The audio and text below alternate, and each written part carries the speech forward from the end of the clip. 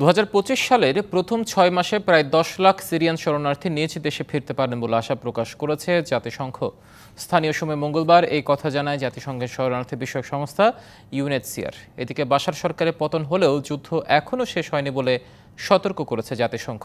এছাড়া যুক্তরাষ্ট্রের মধ্যস্থতায় বিদ্রোহী গোষ্ঠীগুলোর মধ্যে যুদ্ধবিরতি বাড়ল আরও 1 সপ্তাহ।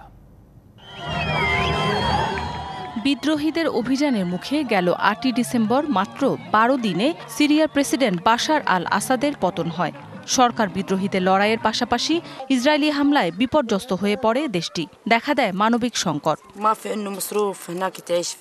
আমরা যুদ্ধ, হত্যা, ধ্বংসযজ্ঞ আর অপহরণের ভয়ে দেশ ছেড়েছি। 13 বছর হলো এখানে আছি আমরা। দেশে ফিরতে চাই, কিন্তু আমাদের সামর্থ্য নেই। জাতিসংঘের শরণার্থী বিষয়ক সংস্থা ইউএনএইচসিআর জানিয়েছে 2011 সালে সিরিয়ায় বিদ্রোহীদের অভিযান শুরুর পর থেকে এ পর্যন্ত প্রায় 10 লাখ মানুষ বাস্তুচ্যুত হয়েছেন। সীমান্ত পেরিয়ে অনেকেই আশ্রয় নেন পাশের দেশগুলোতে। আমরা ফিরতে চাই, কিন্তু দেশে আমাদের বাড়ি নেই, টাকা নেই। সেখানে কিভাবে আমরা বসবাস করব?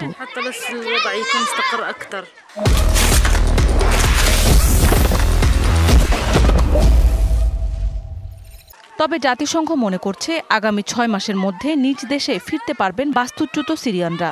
যদিও বাশার সরকারের পতন হলেও যুদ্ধ এখনও শেষ হয়নি বলে সতর্ক করেছেন সিরিয়ায় জাতিসংঘের বিশেষ দূত গেইর পেডারসন।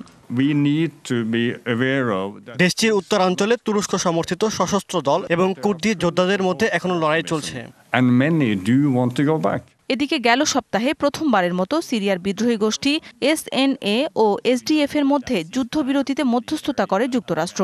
উদ্ভূত পরিস্থিতিতে পরস্পরের মধ্যে যুদ্ধবিরতি আরও 1 সপ্তাহ বাড়িয়েছে তারা। মৌসুমী শান্তা, ডিবিসি নিউজ ডেস্ক।